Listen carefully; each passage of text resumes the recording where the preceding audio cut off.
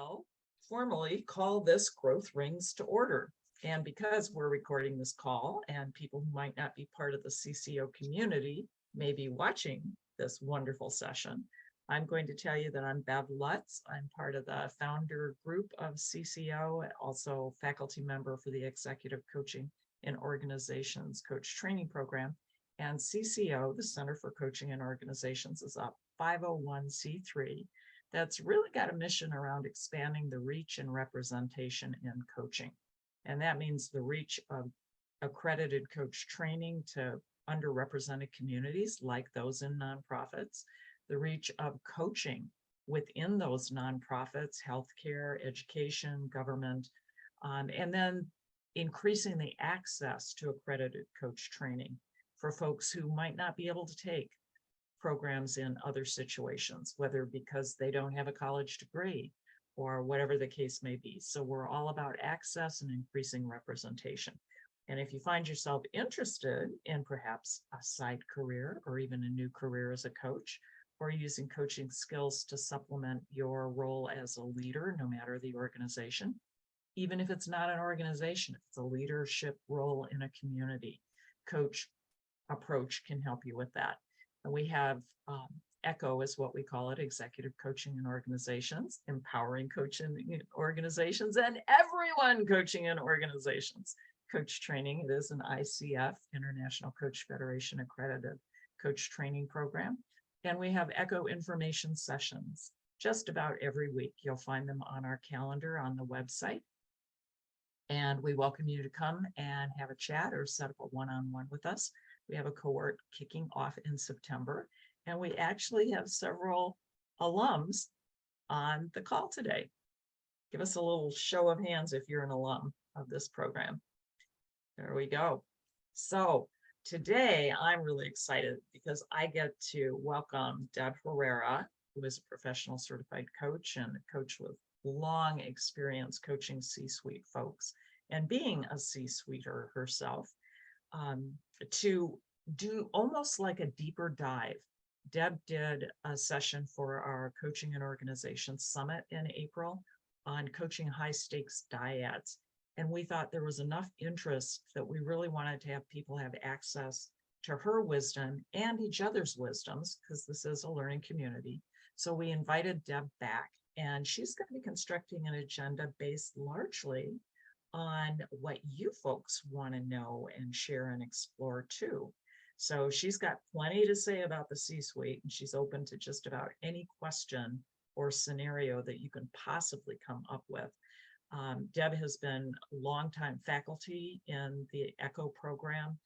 She's been coaching folks literally around the world and all different levels of leadership, but she has a sweet spot in this higher level VPs and C-suite sort of folks. And that's about all I'm going to say, except that I massively adore and respect this human. And Deb, it's all yours. Well, thank you. I'm excited to be here. Excuse me.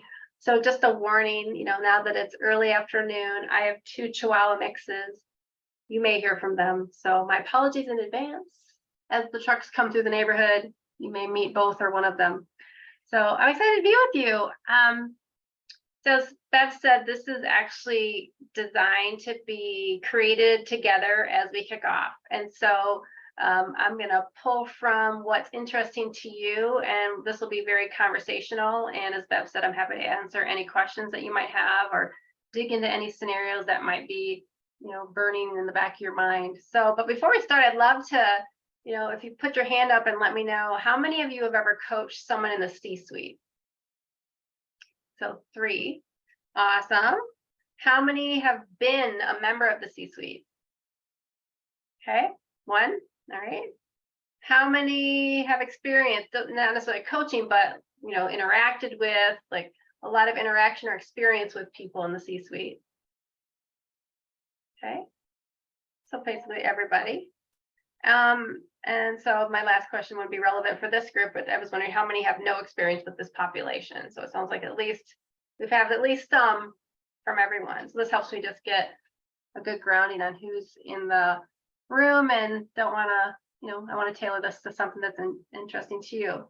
So I'm curious, when you think of this group, C-level, CFO, CMO, COO, CEO, all those C's, what comes to mind when you think of this group? When someone says C-suite, what comes to mind?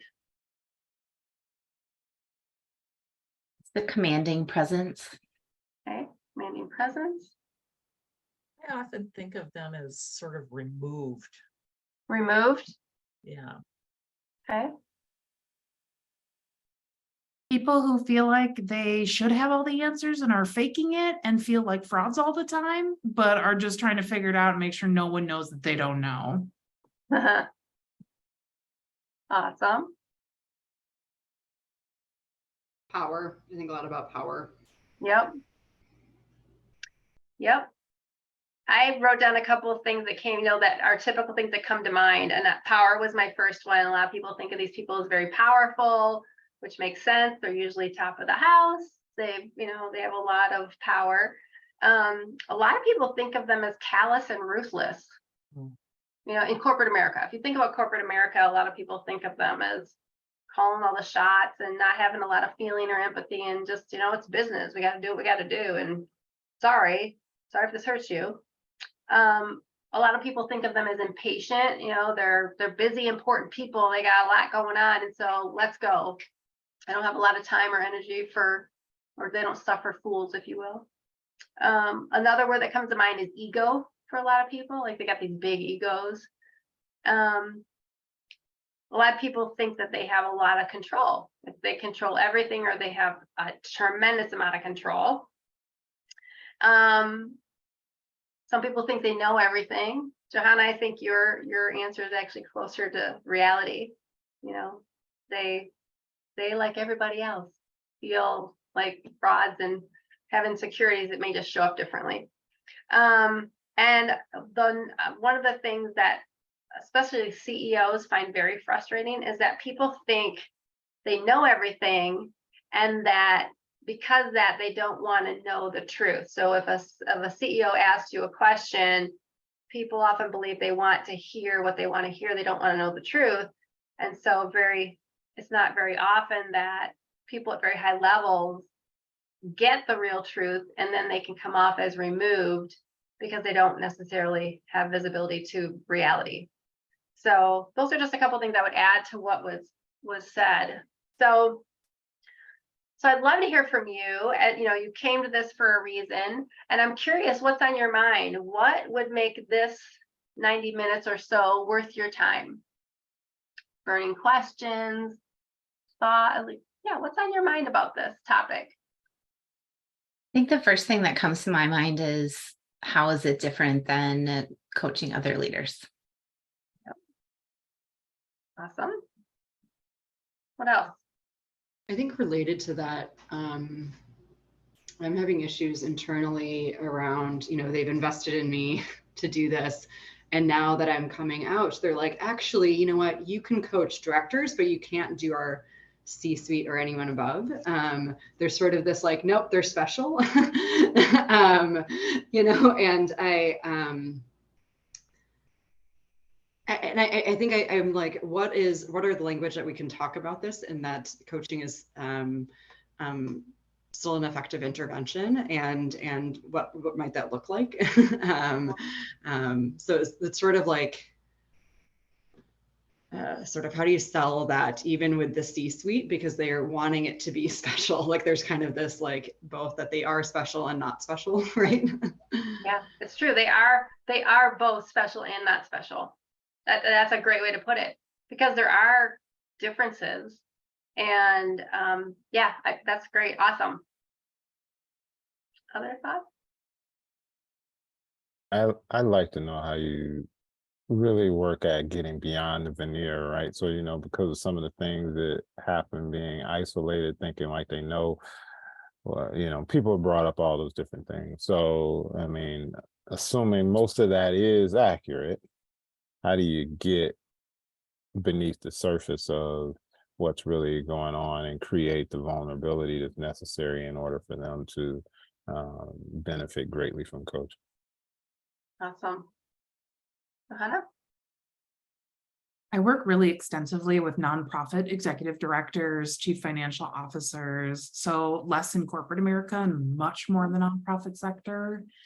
And I would really just love any ideas around maybe some of those unique differences if you know them. I think I have some, but I would really like to help the leaders that work with me get more honest and concrete feedback from their folks, but everybody's so mission driven.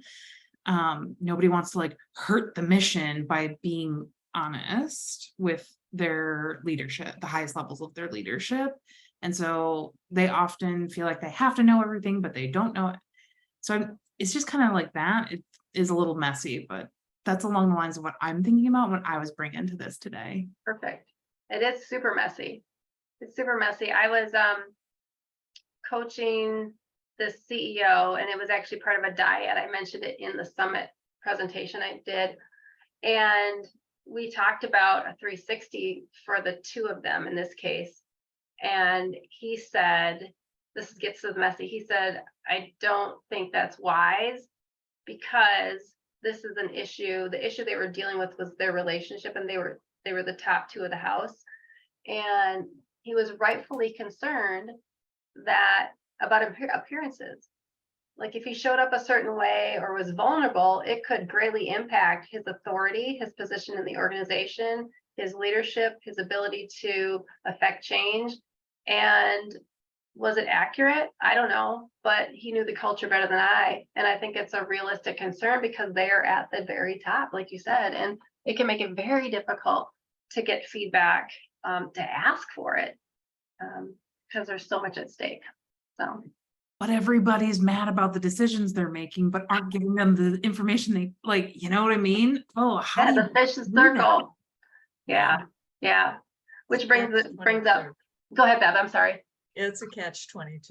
It really is. And I have one more thing I would add. Yeah.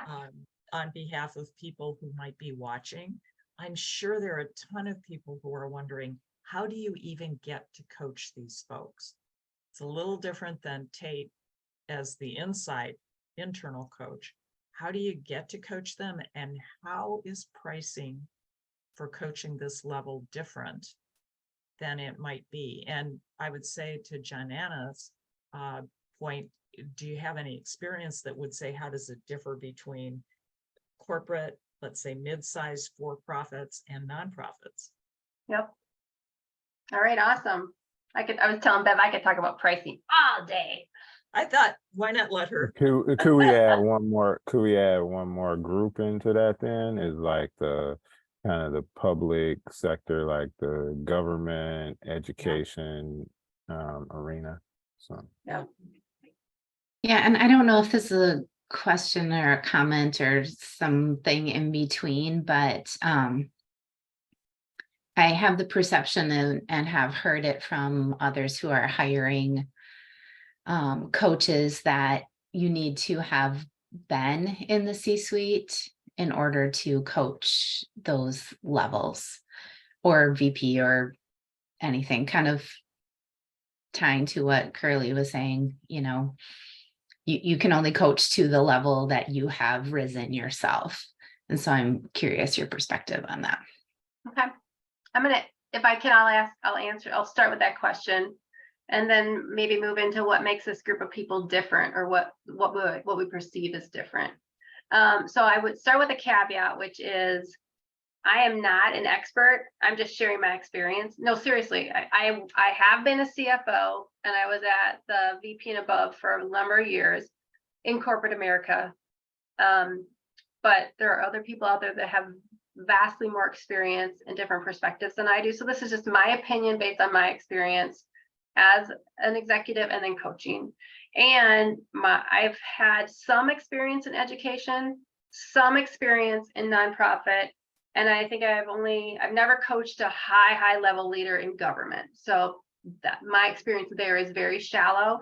I've worked with like people in the FDA, but they were like director level. They weren't, top, the people that are dealing with the really, high level politicians. So just take that into consideration when you listen to what I have to say. So I understand the myth that you have to have been at that level to coach that level. But I think it's a myth. And I know people who have coached that level who have not been at that level. I think it gets into the differences and the challenges, the differences of that population or perceived differences, as well as challenges as a coach you might face because of the real or perceived differences. As an executive, they typically want to understand, like, I'm gonna use loose language, like, who are you? That they kind, they kind of have a right to, right? Like, who are you? Like, what makes you credible, capable, appropriate to coach me? And so I think as a coach, you're going to want to think about your answer. You might have experience. You might have education that is important and relevant. You might have other learnings and other experiences that are relevant. It doesn't have to, you don't have to have been a C-suite person to coach a C-suite or a VP to coach a VP. But I would encourage you to think about, what is my value proposition, so that, one, you can communicate it to that audience, which is not only the executive, but often the HR leads and other people like that. But then also to remind yourself of your own value, so that when you're challenged by your client, and you will be, that you can stand in that challenge and hold your own. Because one of the things I've noticed, not all of them, these people are just different as anyone else on the street. We're all different. But if you start to lack confidence and find your foundation shaky, that, with that group, you have to be extra careful, because they will then lose confidence in you. And depending on their maturity and their style, it may take more or less to recover. So that's how I would think about that question. I think it's a myth, but understand your value proposition and what makes you an appropriate coach is important, so that you can keep it as a foundation for yourself and then communicate it to the stakeholders and the people who are hiring you. Any thoughts? I'm curious. Well, I was just gonna ask a follow-up to that, because a lot of times when you're working through like a HR department to have an opportunity to coach a C-suite leader, the C-suite leader is going to be given, 2 or 3 like bios. Correct. So is there anything you can do with your bio that can help you actually bring that value proposition across to a suite that would, make you more likely to be at least have a chemistry call with them, right? I think some of us may feel comfortable if we get to a chemistry call, but if I don't ever get to a chemistry call, it really doesn't do me any good, right? It's like I'm getting cut out before I ever get there. So yeah, I welcome all voices here too. So if you have a point of view or experience, feel free to add it. And yeah, Bev, go ahead. Yeah, well, I can say I've never been a C-suiter, and I've coached a number of them. And I was, I guess I could say, in a way, lucky enough with my job situation that I was often providing service to people in those roles as an HR generalist or a HR strategic planning and development manager. And so also as a consultant, I've facilitated leadership coaching for people at that level. So I can't say I've been in the C-suite. Probably my numbers of actual C-suite clients are quite small compared to the big chunk that's more like the lower level VP, entry level manager. That's just a huge range, but that's where most of my clients are. And though when I say, I've provided support for engineering VPs, marketing VPs, finance and administration VPs, I have, if you get into the minutia, I've written speeches for those folks in various roles. So there are ways that I can talk about my association with them and the support I've provided, that has them get a sense that I know, I would know what they're up to, and that I've already been in a support position, though very different than the support that a coach does.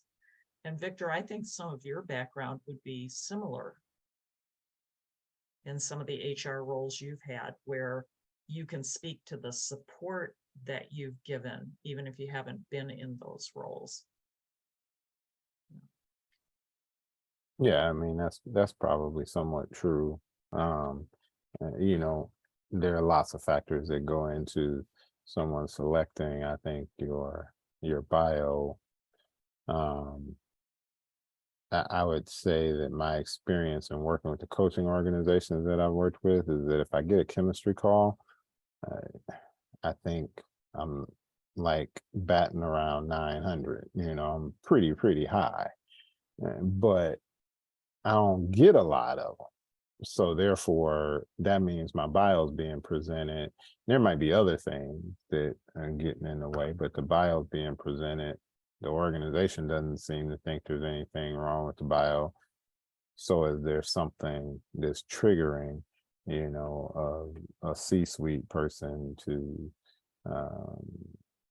say, well, you know what, I'd just rather have this person. So I think creating more affiliation or more association with working with C-suite leaders might be, one of the ways in which that happens. So, but thanks. To bounce off of Victor's point, if that's okay, I think a challenge for me has been in that process and like having people review, right, my offerings, showing up as a non-binary person, showing up, right, like in these marginalized identities as a queer person, right, like so many C-suite folks, for-profit, government, nonprofit, are old white dudes. That's not like everybody, of course, but so many, even if it's not often older white men, it's older white women who replicate the same problematic things in trying to like that quest for like that business vibe. So I guess back to Victor's question of like, how do you present your bio in such a way that's authentic to who you are, but doesn't automatically close the door because of how you present, who you are, your identities that you hold. That might be real off topic and might be taking us in a direction that Deborah is not the right direction for us today, but it is something I think about a lot and have tried to like work around and manage quite a bit, and it's not easy. Yeah, I think, yeah, I don't know that I have all the answers. So let me start with Victor. I would say, interesting. I would say, obviously, your bio as a coach is your most important document. That's been my experience. And so I got professional help with mine, and then I've adapted and tweaked it. So I have several different versions of it, depending on my audience. I would say 7 or 8 different versions. I have a speaking, I have a long version, a short version, just different ones that I tailor a little bit to try and adapt to the audience so that they can hear my value proposition in a way that resonates with them. So that's one thing. Second, I would say when I reflect on the clients at that level I've landed, I do really well when someone refers me. So if someone knows me, then all of a sudden I have a leg up because the trust is a little higher. And especially with this group of people. When I'm presented with 2 or 3 or 4 people, and I'm just a piece of paper, I would say, it's funny, there's this one organization I do work with, and they've presented me, I think, 6 times, and I've gotten 1. And so that's not my usual rate. My usual hit rate is really high, like Victor. And so I'm thinking out loud to Victor's question, but Yeah. So if someone knows me and they refer me, it's going to be higher. Tailor your bio. And Johanna, I think your question is a really big question. And I don't know that I have a great answer for it. Part of it is, right or wrong, people are going to select people that they're comfortable with. And you're going to want to coach people that you want to coach. And like, I think like I can't change who I am. Like, this is who I am. What you see is what you get. I'm not going to be a different color. I'm not going to be a different, anything. And this is who I am. And those are things I can't quote hide or change. And I'm certain that gets in the way sometimes. I'm rambling now on that question. I think it's an important question. It's a big question. And I also think, like, when I look at my business, 95% of it's referral. And I think that's important. I think that's a way to overcome isn't the right word. That's a way to kind of get your foot in differently, because you've got someone who's willing to take a stand for you. I don't know if that's helpful. I'm going to pause and see what's resonating, if anything, on that one. One of the other things that occurred to me is it could be something that all of us could do for the profession and for all the professionals out there, is if we have a close relationship with a C-suite person, regardless of whether that C-suite person has been a client or not, if we just say, hey, would you ever hire, or what makes you hire one person over another, or even, so, hey, I've got a bunch of coach friends who are out of the white male norm. What would it take for you to give one of them enough time for a chemistry check to see if that'd be a good fit? And see if there's a way in which each and every one of us, because I think sometimes just asking the question of someone, it's like, oh, I don't know whether that would occur to me to cancel someone out. But then they get thinking, and so itty bits by itty bits, we might be able to influence folks. I like the testimonials. I think the testimonials is a good one. Yeah, because I think there is also a chance, and this isn't a difference that we've talked about, that if someone appears, doesn't even have to be young in years, but if they appear young, there are going to be some people who say, you couldn't possibly. I think that's absolutely true. Have the experience or the perspective to be able to coach me. Are you kidding? You could be my kid. And I'll tell you, this is I've told my coach this story, but when I was assigned a coach, so I first became a vice president, and part of the package was I got an executive coach. And I was pretty young. I was only like 30 or something when I became a vice president. And so I get this coach, and he was an internal coach and he was a director. So I'm embarrassed to say this, but this is true. So he was a director, a manager. And my first thought was, I'm getting coached by a manager. So I'm not proud of that thought, but that's the thought I had. Like, I'm getting coached by a manager? Like, what the heck? He's the reason I do what I do now. It was transformational. He was amazing. But if I'd known he was a manager and I had a higher level coach to choose from, I would have gone for the higher level. And I'll tell you, he was amazing. And I'm glad I got him, but that was my first thing. Like, what? Like, am I not important enough to have someone higher level?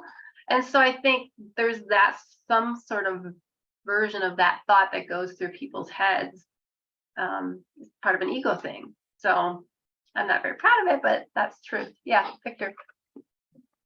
So I would just add to this. I was trying to stay away from that topic because I think there's a whole bunch of things that go into playing into this, and I've even thought about it. Working, even being on the coaching roster, right? With one organization, I question whether or not the only time I ever get presented is because it's a leader of color, and so now they're going to present me because I'm a coach of color, right? So, and then it has to go past the HR team, and then the HR team, from the HR team to whoever is being coached. So there's multiple places where where the conscious or unconscious bias, that the inherent bias that we all carry, right? I mean, it's no different for, I mean, I carry bias too. And we're going to walk into those situations, and that's just going to limit the amount of opportunity that we have. And I don't know that,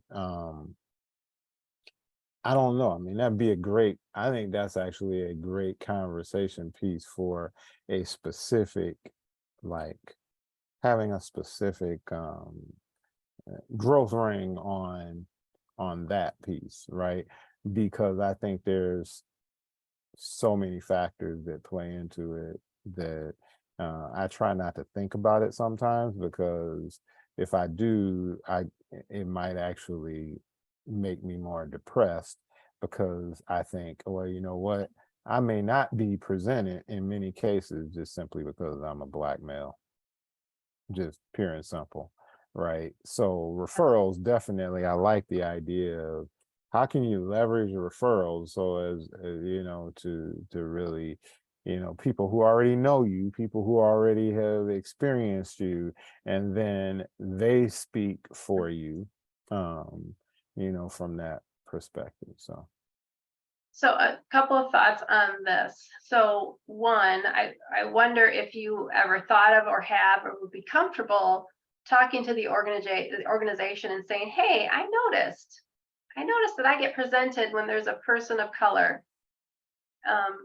It seems to be the norm or the majority. And I'm just wondering what to make of that. You know, an opportunity for feedback. With the organization I was talking about, you know, I was presented 6 or 7 times and I've gotten 1. I just finally said, okay, you know, what's going on? Should I, you know, I was a little more direct, just like, what should I take from this? And she's like, I have no idea. You know, she's like, I don't know. There wasn't anything that stood out, but at least I asked the question and kind of raised the issue in my own way, in a way that I was comfortable with. I don't know if it'll change anything, but I was seeking some additional input to understand what was going on, to see what, if anything, I could affect. The other thing I would say is, in addition to referrals and having a bio that represents you, you know, what I found is the more I put myself out there, a couple things happened. One, more people got exposed to me, and therefore the likelihood of a referral went up. Second thing I noticed is my confidence went up, and then my willingness to lean in, push, ask for feedback, you know, challenge went up. And I also want to point out, like, I didn't start coaching people at a C level or even a VP level right out of the gate.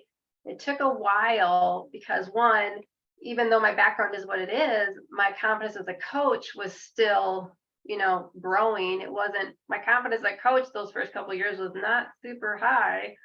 And now, having coached for a while and been through stuff and been challenged with stuff, you know, it's just I show up differently. And so maybe some grace and compassion and patience with yourself around this as well. It doesn't take into consideration Johanna's and Victor's question, that last point, but as you think about coaching people at higher levels, you know, it doesn't happen right away, for whatever that's worth. Thoughts, comments? I feel like we didn't do the big question justice. So I just want to acknowledge that.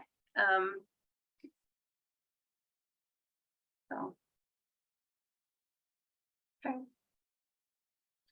I just appreciate the opportunity to even touch some part of that conversation. So thank you. Yeah. I do think there's places to have that conversation with trusted colleagues to Bev's point of like furthering it. And when people say, hey, like if you're networking or you know, people say, how can I help you? That might be a place to play.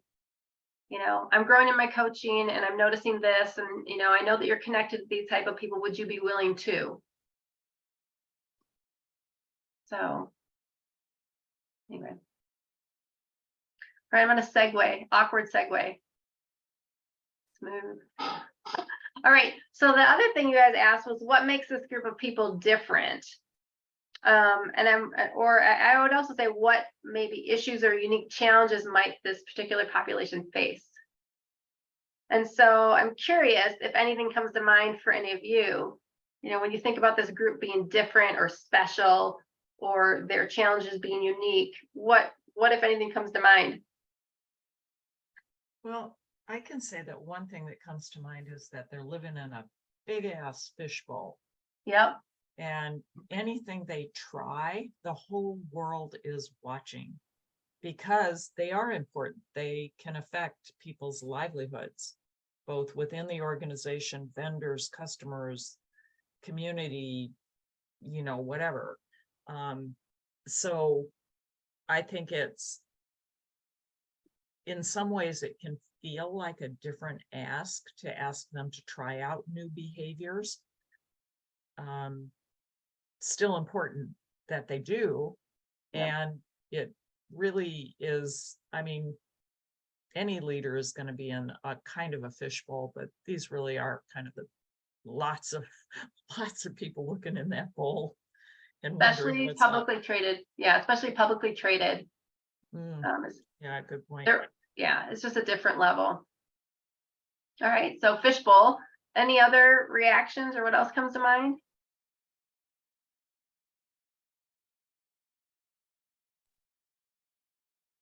Your comment brought me to Pete's work of the importance of having allies when you have feedback, but that's not your question.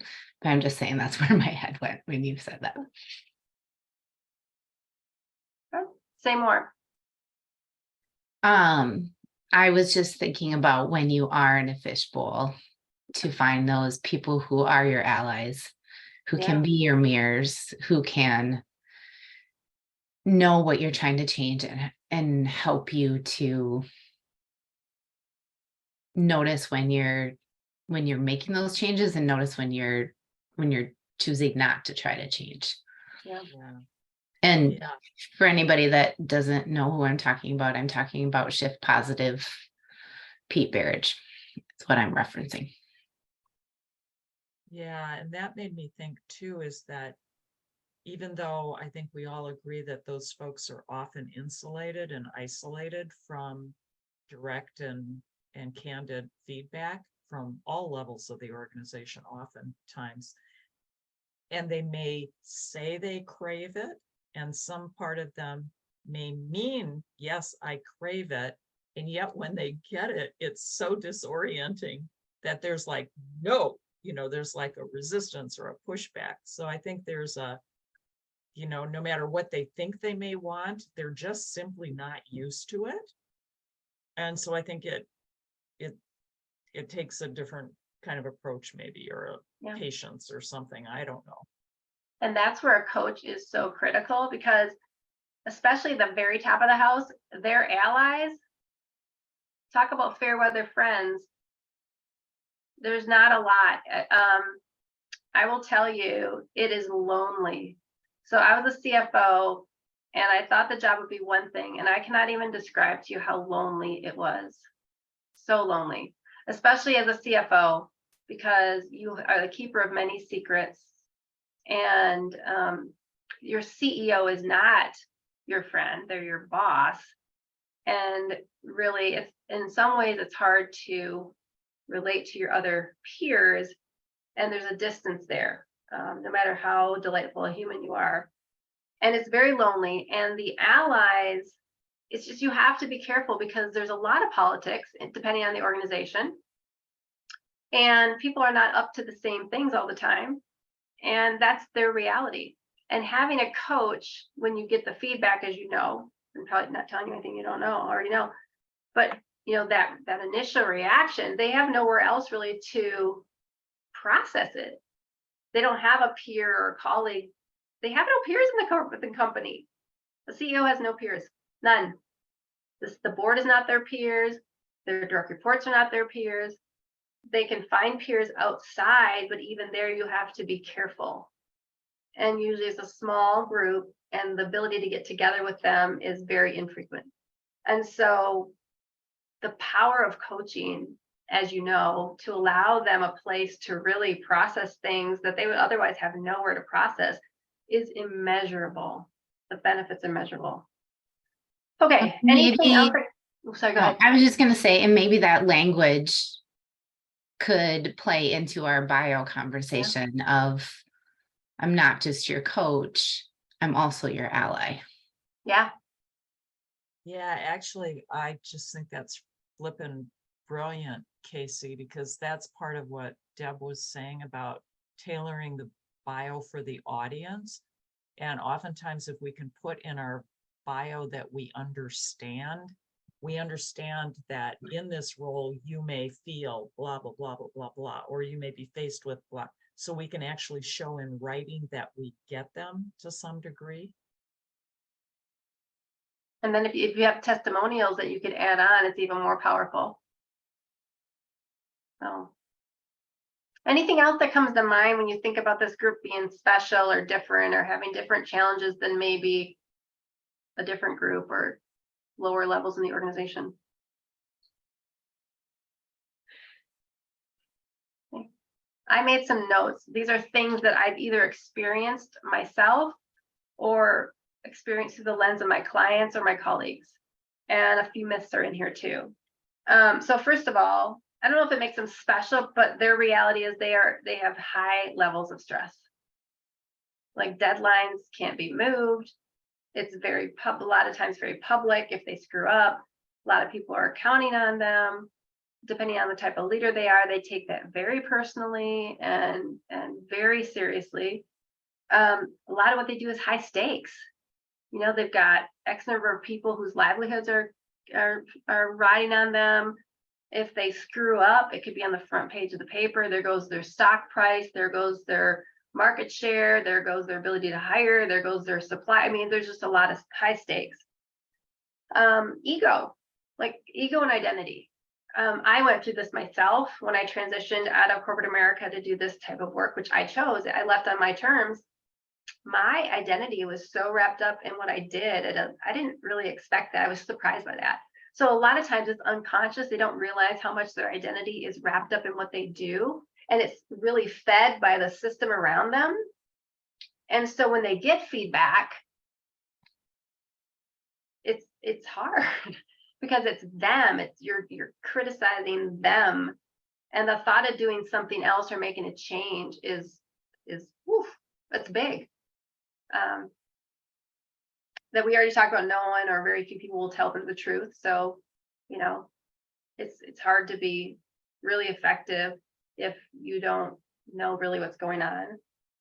Very demanding stakeholders. Holy cow. Very demanding. I think about myself when I was lower levels of the organizations, I had my own assumptions about high level employees, the CEOs, et cetera.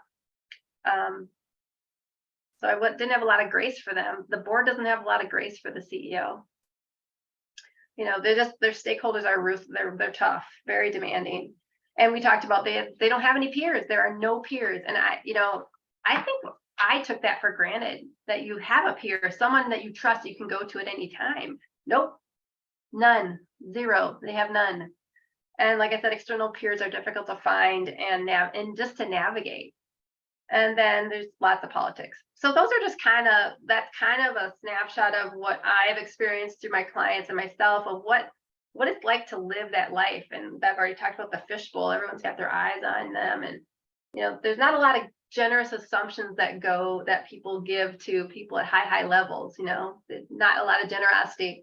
But the reality is too, like some of these things that they struggle with, we all do. It's just theirs is next level. And so what I would say is, remember, these people are just people. They are just human beings, just like you and I. They may have different challenges. They may show up a little crustier or a little more aggressive or whatever, but they are just people. And they have pain and struggles and frustrations and worries just like you and I do. It's just, they've really, in the words of Brene Brown, they've learned how to really armor up just to survive. So I'm going to pause there because I kind of like all over you, and I'm just curious, like, what are you hearing? What are you taking away?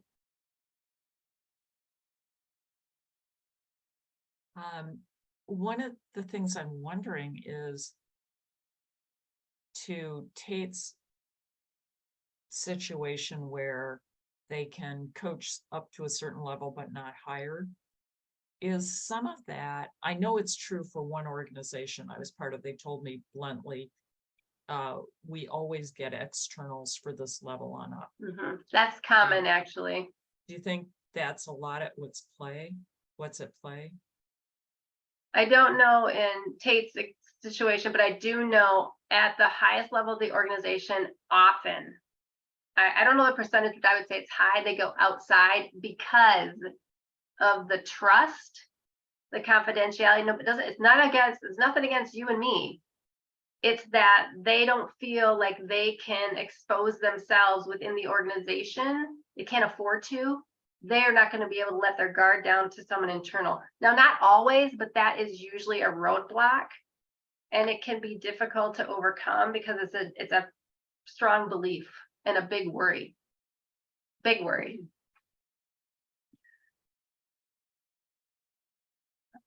So when I worked at a Fortune 100 company, and we had an internal coaching cadre. And there were 2 people internally that were allowed to coach the C-level.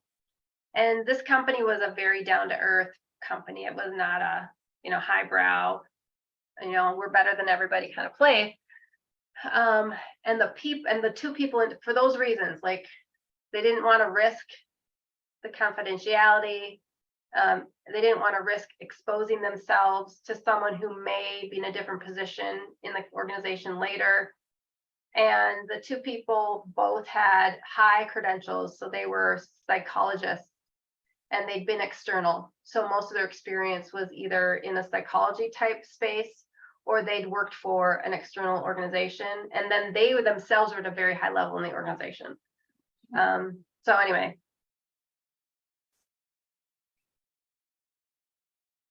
So that can be a problem as an internal coach. So thanks for raising that, Bev. Any other thoughts or questions around what makes them different or any of the things we just kind of talked about? A little bit. Tate had, or somebody, I can't remember who it was actually, had brought up how is it different from coaching other levels of leaders? And I'm wondering, I think we've talked a lot about how the client is different. Yeah. Can you say anything about your perspective of how it's different for the coach? Yeah, absolutely. I actually wrote a couple thoughts down on this because I thought this would be a topic that would come up. And unlike other levels, like even at a VP or SVP level, it's different than at that C level. You might find yourself intimidated by them. And I don't think it's any different if you're internal or external. I think because they have so much power and not starstruck necessarily, but there's a reality to their position. There's a reality to their power. And it kind of can take a little bit of time to get used to. Yeah, so I would say that one. That's one. And the power dynamics are, they're used to being in charge. And as a coach, excuse me, managing through that and in a way that's effective in the relationship can be really challenging. And then as a coach, I'd say the other thing would be just that can bring up big time imposter syndrome. Who am I to do this? I don't belong here. I've never been in this position. I'm not at that level. All that stuff that comes up other places can be even larger and louder. And so here's what I would say. So that's why I think coaching that level right out of the gates, it can be done, but I think it takes time because for me at least, I had to build my confidence as a coach to be able to kind of stand in the face of all of that and hold that. Because usually they're very strong personalities. They wouldn't be where they are if they didn't have that strength and that ability to achieve, et cetera. And it can be overpowering. They're not all the same, but most of them have a very strong personality. And you have to be able to stand in that with them. the other thing is, because they're used to being in charge and they're used to being right, and maybe people are kowtowing to them and what have you, challenging them, they may not always have the best reaction. And so I think it requires a certain confidence and a certain steady foundation as a coach to be able to stand in that and to handle that. So every time I'm coaching a C-level, I have a supervision coach. I hire one all the time. And the one organization I was telling you about, they require it because you come up with such tough situations. And you can't just talk to anybody about it. They have to be able to go toe to toe with you and be able to relate to what's going on. And so I've found that to be invaluable, is to have either someone just coaching me or specifically a supervision coach helping me, because I think I'm pretty good and I'm good at that level. And I've been thrown off my game more than once, and you just got to think it through. And, anyway, so those would be my initial thoughts to that question. I have to add something in there. It's sort of like the other face of being intimidated or awestruck. And I'm not proud to say this. Many things that most of us are not proud to out ourselves about from our experiences.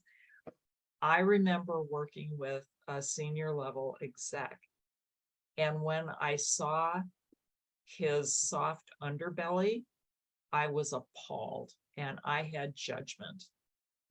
I think I probably leaked some of that. I hope that I didn't leak a whole bunch of it, but that's the other side of it, is that sort of thing of, I know you're only human, but I'm not sure I'm really willing to let you be fully only human. Yeah. Isn't that interesting? Like, in a way, you've kind of, so what I'm hearing, you kind of had them on a pedestal, and then when they showed their true humanity, like, you're like, wait a minute, that's not what I was expecting. I think that's a really awesome point. That is a great point. Big boy executive pants here, and level up, and it was like, oh, you just got one of the biggest gifts possible from this client. He's being open and vulnerable with you, and you're sitting here like judging him. It was. So what did you do with that, Bev? What did you do with that?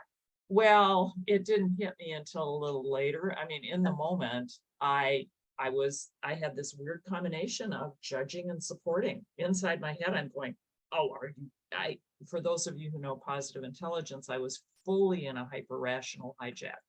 I mean, so totally fully. And I also have a very strong pleaser saboteur. So there's a way in which that can kind of come over and help balance. And so I was supportive. And ever so often these things would be, well, couldn't you just kind of comments. It ended up being okay. The relationship was maintained. He continued to be open. But I had to do some real work with myself to say, whoa, this is unacceptable. This is not that. okay. And that's where the supervision coach or the coach can help you. That's helped me, like, woo, I got some stuff going on. That would have helped me enormously. Yeah. Yep. Interesting. The other thing I would say about this group, which can make being part of a bigger organization, like if a bigger organization is behind you, or if someone, it's not just you going as a solo. We know how powerful coaching is. At that level, they're expecting a program. They're not just going to sit and have nice conversations, which is not what coaching is, but you get what I mean. And so,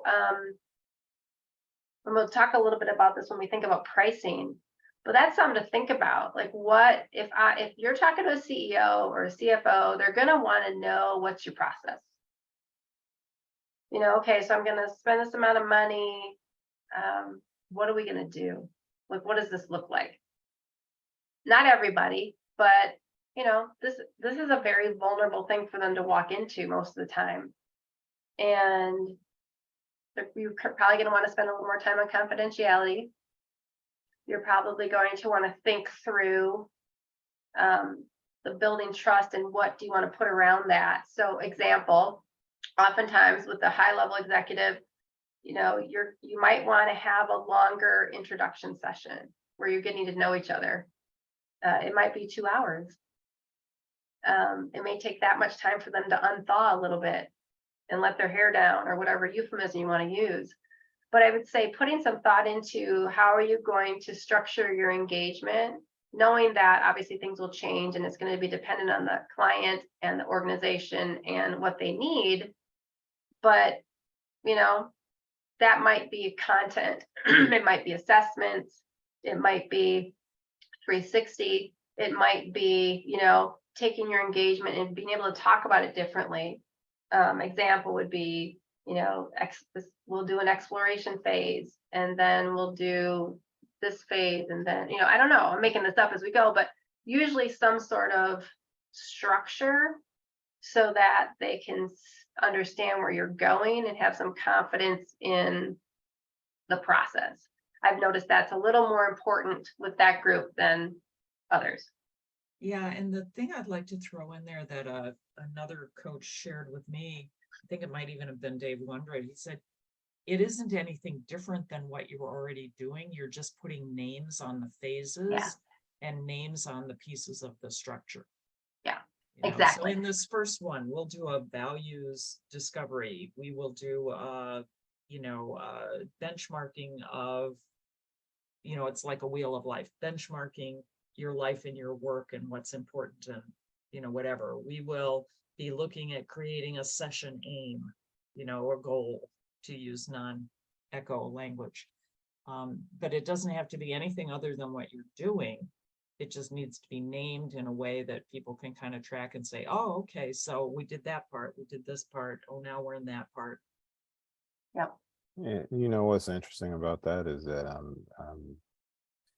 I'm like in this little enrolled in this little, it's a free thing around trying to build your own coaching practice, right? And like the person who's leading it, that was actually one of the things that they brought up just in general, was that by naming the different phases, it attaches for people the structure that's necessary, you know, and without that structure, people are like, well, what is this? You know, and I realized that because I had this conversation with someone the other like about a week ago, and I didn't have phases that I was, and so she keeps asking, well, what am I really getting? What am I really getting? You know, and even after I had a conversation, then it's like, yeah, I get that, right? So now that I get the phase part, I get to go back and try again. So even with like non-C-suite people, I think it's probably valuable to be able to talk about it in phases so that they know what they're getting. So that's good point there. And I'm gonna be transitioning over to my phone for the last part of it so that I can get going. I'm gonna turn my fan off too so I can hear you guys better. There we go. All right. But it's funny too, because I think structure is very important for many, and there are some that don't appreciate it or they don't like it. So, you know, we have to remember that everybody's different. The organization often needs more structure. You know, your HR person, et cetera, might want to know, like, okay, what are we doing and why would I hire you? I actually coached a Hollywood producer and a very creative type, which is not my jam, you know, finance, binary, you know, like, and he did not like structure at all. So that was I had to like throw my structure out and just go with it. And that was the toughest client I've ever had, because he was so different from me. I'm like, oh my God, seriously. It was like trying to nail Jello to the wall. It was bananas. So, you know, just a reminder to myself that not everybody is the same. Not everybody is, you know, we're talking about them as a group, but, you know, anyway. So, Did your Jello meet their goals? I will tell you, just trying to figure out what his goals were was a challenge. So he got, let's put it this way, he got value out of it because he extended with me, and but I would, if you would have asked me on any given day what his goals were, I'm not sure I was 100% sure. So, which is not, ICF quality coaching all the time. All right, excuse me. Okay, so let's just check in on our topics because we've got about 20 minutes left, 19 minutes. So we've talked a little bit about how this group is different from other leaders. And we've talked about access, how do you access them because they're special? I don't know if we went deep enough. We talked a little bit about, at this level, internal, they often go external, and how to kind of access them as an external. I don't know if we really satisfied your question, Tate, or if there's more here. What are your thoughts? I feel good about that Okay, one. good. Thank you. We still have to get to how do you get beneath the veneer and help them get vulnerable so you're getting to the real issue, which is what Victor brought up. We've talked about, let's see, how to get to these folks. And I can't read my writing. Feedback. How do you get them the feedback they need? We haven't talked about that either. And pricing. So those three, how do you help them drop the veneer? How do you get them the feedback they need? And third, pricing, where would you want to go? Victor, what else do you need on veneer?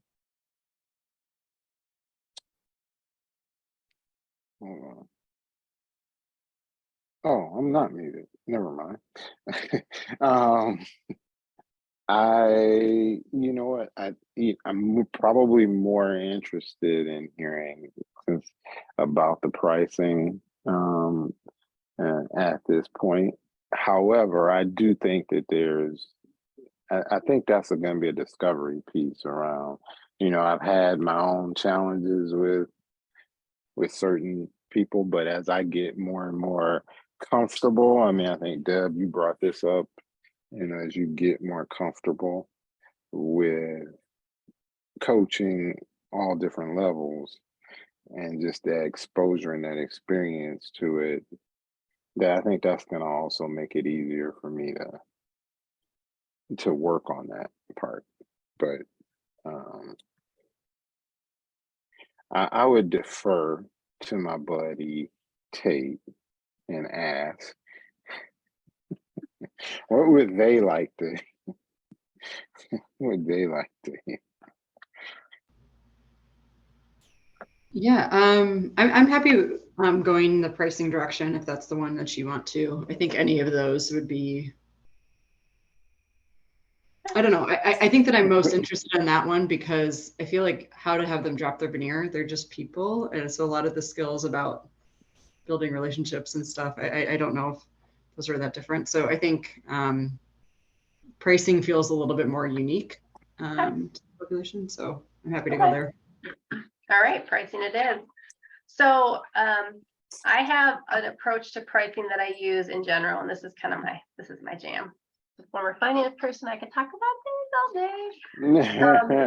And it's gotten easier, to your point, Victor, as I've gotten more confident. Like before, I struggled with pricing and my value and all that stuff. So if that's where you're at, that's totally normal, and it does get better as you go along. And if you have help and good coaches and colleagues who love you, which I do and you do.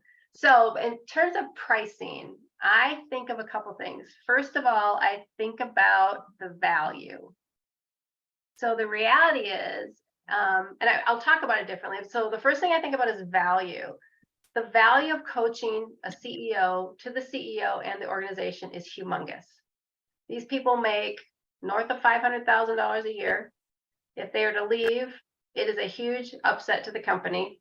If they're underperforming, the impact to the company, the employees, the stock, whatever, is huge. And so you need to remember that. And I learned this from someone who is a salesperson who does this for a living. And he said to me once when I was trying to price for a CFO, he said, if this person were to leave, what would their payout package be? And I say it would be a year to 2 years salary. Okay, so that's about, let's call it $1 million. And how long does it take to hire a CFO? 6 to 12 months minimum. Okay. And those fees are high, 50% of the first year salary. So right there is $250,000 to $500,000 right there. And then while they're gone or not performing because they're going to be leaving, you know, that's that soft stuff of lower engagement by the team, possible turnover. You're talking 6 figures easy, 7 figures easy, easy, easy, easy. And so it's important to ground yourself in this and realize that there's significant value, and then to be clear on the value you bring. So that's always the starting point. Just remember. And that's going to be different if it's government, education, nonprofit, or public or private companies. So it'll vary, but it's the same process. So that's first. Second, I think about 3 components that are usually present in any coaching engagement. One is the administrative effort. So that's proposals, contracts, scheduling, you know, those introductory meetings, meeting with HR, like all that administrative stuff that's important. That is next level the higher you go in the organization. And so you want to just remember that there's going to be administrative burden or realities to coaching at this level. Really any level, but it usually goes up exponentially the higher they go up in the organization. Second is content creation. So what I mean by that is you, this was more specific to dyads, like if you're creating the process or you're creating content for the client, if there's things that you are creating, what do you have to create to be able to deliver? So there's content creation and content delivery. Most of us, when we're talking about coaching, we don't often think about the creation, whether it's the administration of a 360 or you're making up questions for a 360 or you're creating an exercise, or, you know, think about, is there content that you can pull off the shelf or content that you'll have to create? There's going to be some. And then the third is content delivery, which is, you know, the actual coaching, the actual act of the assessment, etc. Usually when we're coaching, we think a lot about the content delivery. I'm going to offer X number of sessions. I'm going to have X number of tripart meetings, you know, etc. And it's going to be this amount of hours times this rate. But I encourage you to also think about what other things you might be delivering. So that's how I think about it. I charge higher for these people. I just do. So my hourly rate for a director or VP is 1, and this is higher. And it's because it's more preparation on my part. The value is higher. The stakes are higher. And quite frankly, the market can bear. So that's the 5th thing I would say is, what will the market bear? So if you're coaching in a nonprofit, that level is going to be different than if you're coaching someone at a public company. And so these are just things to think about. I'm just going to pause there for a second and see if there's any questions about those 5 factors: value, administrative, you know, overhead, content creation, content delivery, and then market dynamics. What will the market bear? Anything that you also consider that I haven't brought up or that you think is important? The only thing I'll toss in there is, if I really want to coach them, if I think this is going to be a painful thing, do I want a hazard pay add-on? That's a good one. Hazard pay. I like that. Yeah. Victor, what were you going to say? Well, I love how you broke that down. Is that, I mean, you know, would you be willing to like put that in like a little like an email or something with those 5 points that you consider, since I'm not able to take notes right now, but I'll pop them in the chat.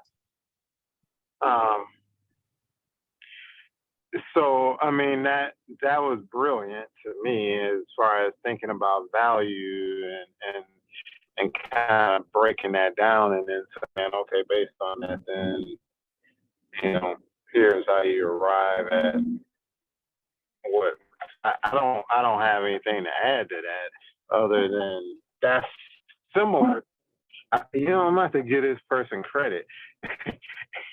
She brought this up as far as building your coaching practice is like charging based on value and not thinking about, oh, okay, well, you know, it's like, what are you offering and what is it that they get from it and all those things. I love this thought process. Yeah. And, you know, that's a good thing for when you get pushback too. You could ask the HR person, okay, so, you know, what happens if they leave? What happens if you have to let them go? What is the cost if this does not get rectified? Because, you know, whatever it is, and help them think about it. And then they start to think about it differently. And I'll tell you, I was just listening to, of course, public radio this morning, and I think they were saying that Spotify was coming up with a way to cost out what a meeting costs. So like with different levels of people in that meeting, how much does it cost to have an hour-long meeting for the organization? And they were saying at basic mid-level people, it's usually an hour long is going to cost the organization somewhere between $700 and $1,600. Well, I once, this was decades ago, tried to cost out the effect of bombastic, disrespectful behavior on the part of one of the IT directors in a meeting of IT directors. Lost time for the person who had to wait longer to make their presentation, all the off, even rippling out. Oh, now you go back, how was the meeting? What did that cost that that person is misbehaving and what happens as a result of it? And it's really expensive. Yeah. The other thing I do about pricing is with this level, it's always a package. So it's not, you know, in my mind here, I back into the price. I know the hourly rate I want to charge, and I'm estimating the amount of time for all of those things. And then there may be market conditions and hazard pay or some intangibles that go on it. But I have an idea of how much I want to make per hour. And then I build the package around it. And so when we are negotiating, if we get to that point, we're negotiating on content, not price. I do not negotiate on price because I've done my homework. I know the value, I know the time, and I know what the market will bear. And my price is competitive. So I know that going in. And so then if it's too high, then we can negotiate on content and duration. So example would be, okay, if you know you wanted an hour and a half in person, we could do an hour virtually. You wanted 3 tripartite meetings, we could do 2. You wanted 12 months, we could do 9. You wanted 2 sessions a month, we could do, you wanted 3 sessions a month, we could do 2. So we just start to talk about it, but it's always on content, not on price. Go ahead. And then your price goes down depending on the content. That's right. Not just to lower the price. Correct. So I'm going to be that person who asks you directly. So can you give us a range of what you do charge C-suite people? Yep. So when I break it down by hour, I would say I charge between $500 and $1,000 an hour. And I'm comfortable with that for all the reasons I said. And I also know what the big firms charge. Now, I'm not a big firm, which means you don't have like a big fancy system behind it, etc. But you know, I know I can offer you the whole. There's things I can offer, and anyway. So between $500 and $1,000 for companies. Now that would be different for nonprofits, government, education, those, and maybe, well, actually, privately held companies. They're usually easier to get higher dollars because they're very. It's just a different deal. So that's what I charge. And in my normal rate for a client, like other clients, it's $300 to $450 an hour is what I'm targeting. Now, what some coaches do, and sometimes I've done this, like sometimes people charge when they're thinking about their hourly rate, they're thinking, okay, my administrative load, I'm not going to charge $500, I'm going to charge $250 or $300. Some people for content creation, they charge a different rate. And so those are things to think about too. And that's what when I'm thinking about the market conditions, if I feel like my price is getting too high, that's where I might on my own think about it. So for a 6-month, I would say for an annual, for a year-long coaching engagement for a C-level, Korn Ferries are going to charge $25,000 to $50,000. So, that's obviously a solopreneur is different, but it gives you an idea of how much they charge. Yeah. And when I'm pricing too, I also, like when I write the contract with the proposal, I also chunk out so they can see the value. So they can see how much I'm charging for the 360 and for how many stakeholders. They can see how much for a Hogan or for another assessment. And then, then the coaching itself is one line. And so I lay it out that way too. So when we have the content discussions, they have some things to think about. Well, I really don't want to get rid of the 360, but maybe instead of 15 stakeholders, we do 10. What do you think? Or instead of a Hogan, maybe I'll do this one instead. And it kind of helps them have some control and really invest where they want to invest without you marginalizing the value that you're bringing it with your coaching and your package. So. Well, I am going to stop us here because we've got about 3 more minutes. Victor, is there anything you would like to chime in with before we wrap up this growth rings for today?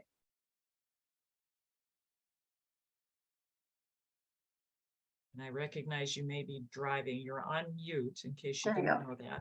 Oh yeah, I was trying to, I was trying to figure out whether I was on mute or not again. It's like, I don't know. Sometimes it seems like, am I the only one left or? It's just you. Oh. You know what? I don't. I mean, I appreciate you taking the time to talk about it, and also how confident you are in presenting it. I think that becomes one of the biggest challenges. The irony of coaching is that, hey, we coach people on how to be more confident, but then when you actually start working with, let me present how my value and how much I'm going to charge you for coaching, is like, we need to be coached on being confident, right? So it's kind of, it's very good to hear how you break it down, because then there's intentionality behind it. And so it's kind of like, oh, okay, well, here's how it is. I mean, because that's how I would do a consulting proposal. So it's the same idea, right? What is the content that's involved in this? And we can talk about it, but these, the prices are fixed, right? Because this is what it costs for me to do this. Yep. I like that. Yeah. Well, Deb, I want to thank you. Totally. You've gone into so many things with such candor. And I want to thank all the folks who were with us from the beginning for all the comments and questions and experiences they shared. And for those of us who made it to the 1:30 mark, I also want to say to anybody who's listening, remember, wonderful executive coaching and organizations coach training available through the Center for Coaching and Organizations. If you aren't on our newsletter list, go to the website and opt in, and we will send you what we call our regular-ish newsletter that has content, references to great other resources, always a little bit of inspiration and always a little bit of play. Deb, I want to thank you so much, just over and over, because this is the sort of thing that we many times never get a chance to talk about openly with one another. And it's been a gift and a pleasure to have you here. So thank you. It was my Bye, pleasure. everyone. Thanks for inviting me. We'll see you at the next Growth Rings. Take care. Bye-bye for Bye. now.